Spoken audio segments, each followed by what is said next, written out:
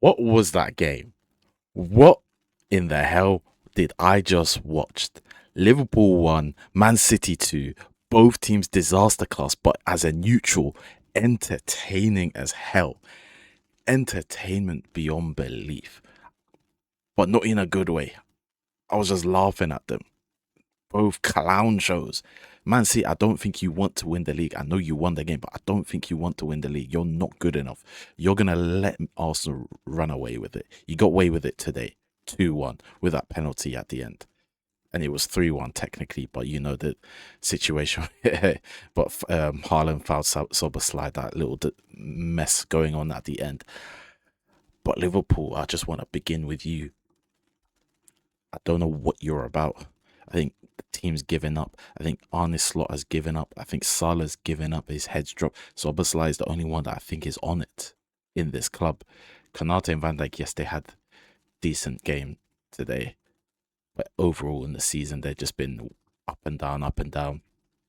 Kirkes and Gakpo, I'll get onto them later, but Gravenberch and McAllister not on it today, especially Gravenberch. Every touch was a loose touch, losing the ball. And when he did have a touch and he tried to pass it out, it was a bad pass. There was no energy, there was no urgency, there was no care of the ball, there was nothing. Salah, I don't know what's going on with him. His touches were awful. He just didn't want to. Every time he tried to cross or pass it, it was just like half-hearted. I think Verts was like the only guy energy, including Ekitike. Both those guys trying to do something in attack, and then Allison for like he's a shell of himself. But Kirkes and Gakpo, oh my days, that left side. Honestly, I don't know why you could start those two together. I don't know why you have some favoritism over Gakpo, over Rio and Gamoa. But Kirkes and Gakpo together are dumb and dumber. Kirkes is a rhino trying to just bulldoze his way through, not using his head. And then Gakpo is like high as a daisy, going on his little adventures on the pitch, fading away, doing whatever he wants, thinking he's not in the game. He's not even in the real world. I don't know what he's doing. He's in his own world. But those two together should never play together ever again. Ever again. If I'm a Liverpool fan, and the fact that I was watching that, I would be ripping my eyes out. I can't believe what I saw with those two guys. I've barely watched Liverpool this season, and I've heard that people, fans, getting mad at Kirkes and Gakpo. Seen it for myself today, live. Oh, what the hell did I watch? I think Gakpo's awful. I don't think he's good. I think Kirkes is a good player overall, but considering what we saw from Bournemouth last season, I think he just needs to use his head a bit more. I think he needs to be taught a bit more. I think he needs to be mentored a bit more because I think he's just destructive. I think he's just not using his head and he's just using his physicality and think he can get he'll be calm when it's not. That Liverpool team, this is the worst title defense I've ever seen in my life.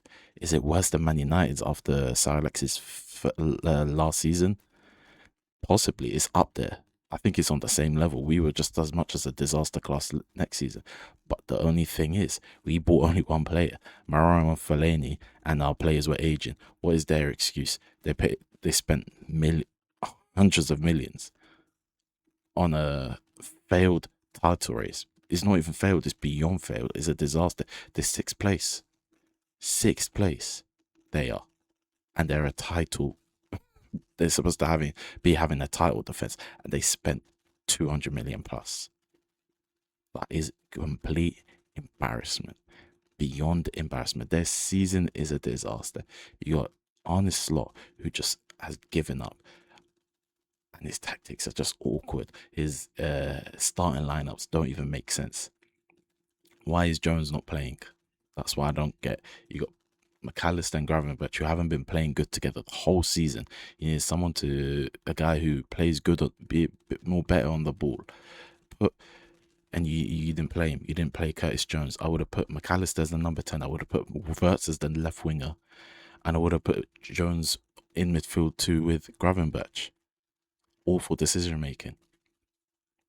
And then you got Dumb and Dumber, Kirkes and Gakpo doing whatever they want. It is complete disaster, and I think Arne Slot is He has to be sacked. I'll be so surprised if he isn't sacked. Obviously, as a Man United fan, I want him to stay for obvious reasons, for rivalry reasons. But if I'm a Liverpool fan, this guy has to go. You got Xabi Alonso, who, yeah, had a hard time at Real Madrid, but I think anyone could have a hard time at Real Madrid. I don't think you should be penalising him for that. I think he's good enough with that Liverpool team that is a workhorse team with those fans. They would love to have him, and I think he's the perfect candidate for Liverpool Football Club next season. And it's mad to say this, but I think there's certain players that need to be sold and certain players that need to be bought.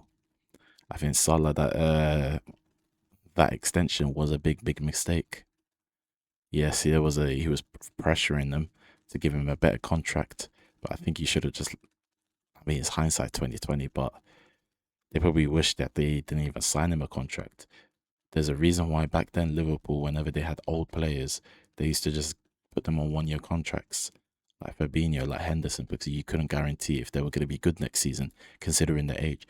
Chelsea used to do it, the Roman Abramovich, with a lot of their players. As soon as they hit 31, 32, 33, 1 year contract extension, 1 year contract extension, constantly, because Roman Abramovich said it's not guaranteed that you're going to be good next season. I can't guarantee it. I hope you're good, which is why I'm giving you a contract, but it's only going to be 1 year, so I don't get burnt.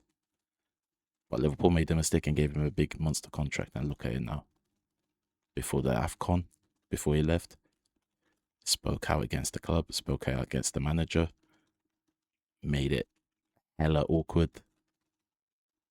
And yeah, this is what you get. I haven't even spoken about the game properly. I think at the first half, I think there was a lot of back and forth, counter attack upon counter attack. The only difference is when Liverpool counter attacked is because Man City took a shot and missed in the final third, whereas when Man City counter attacked, it's because their midfielders just kept losing the ball, which is worse. Of course, it's Liverpool losing the ball in midfield. You're not meant to lose the ball there. You're expected to lose the ball in the final third because that's the final third. You're taking risks. You need to try and take a shot, have a go at goal. So I think in the first half, it was Man City that were better. Liverpool, when they did attack and they tried to get to the final third, nothing happened. I don't remember a single shot at goal. But when it came to the second half, I think it all changed. I think it was mostly City on the back foot, trying to defend as hard as they can. Kusanov, Guehi were on it the whole second half. Well, until Kusanov came off and that slide tackle, that last ditch tackle, and then putting himself at risk. Fair play to Kusanov. He's been dealt a hard hand since he got joined last season from January. But this kid is something else. He looks scrawny as hell, but he's physical, he's fast, good recovery pace. And him partnered with Guehi. I think this is for the first time. I don't remember last time if they played the last game together. Amazing together. Amazing partnership. And I think that would be a better partnership than Ruben Diaz and Guehi, but even in my opinion, because there's a bit of more physicality. Well, there is already physicality with Ruben Diaz, but there's more pace with it. They can play with a high line and afford to get away with it. But as for Liverpool in the second half, they were attacking. They were just toothless, as well as Gay and Kusanov just defending really well. And then the free kick, similar position, slightly to the right, but similar position to where Szoboszlai scored against Arsenal. Bang, almost Ronaldo knuckleball-esque against Portsmouth, that free kick. I should have seen it come in. I wasn't even surprised when he scored. Amazing goal. But then that's when City scored not too long after. Silva scored. Liverpool were asleep. Szoboszlai, of all people, kept him onside. And then later on, not too long after that, the penalty happened. I don't know who fouled him. I actually can't remember what happened, but Haaland scored the penalty, celebrations. And that's when Liverpool fell apart in terms of they tried to attack, but this is when Man City just like sat back a bit more. Aït-Nouri had a chance to counter attack and it was too greedy and didn't square it for a sweaty goal to, I think it was Haaland at the end of it. Pep lost his mind. I would have slapped him in the back of the head after the game for doing that. That's just greedy. I think Aït-Nouri is the type of player, he's just greedy on the ball. Very good technically, good at driving with the ball, but so stingy. He's the left back version of Cunha, basically. Then Shirky got that counter attack, shot it, and the ball was just rolling after Allison was running back from goal. He was still up in the opposition half trying to get a winning goal like he did a couple seasons ago. And then Soboslai fouled Haaland, but then Haaland found it back. The ball went in, and then VAR happened. They chalked off the goal because Haaland fouled him, but also because Soboslai fouled him first, and he was the last man. He got straight red. It was just getting messy. It was becoming a disaster. That goal didn't even matter anyway. And then, yeah, game ended like that. I don't know what to say, man. This game was weird. This game was weird. It was entertaining like all Liverpool Man City games, but not in a quality way, in just a clown show type of way. Both teams were crap. Both teams were awful. But Man City got the win. But I'll say this again, like I said at the start of the video. I can tell Man City don't want this league. It's not like Man City of old. The second half of the season, they start kicking into gear. There's no kicking into gear. The attack is good. But then when it comes to midfield, defending, trying to defend the league, they're just awful. They've been awful. They're still beatable. There's no, I don't fear that Man City team anymore.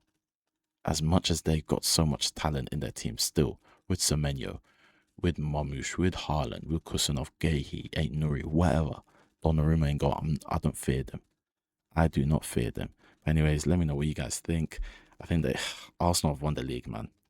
They've definitely won the league. They just need to continue going as they're going, and they've won the league, basically.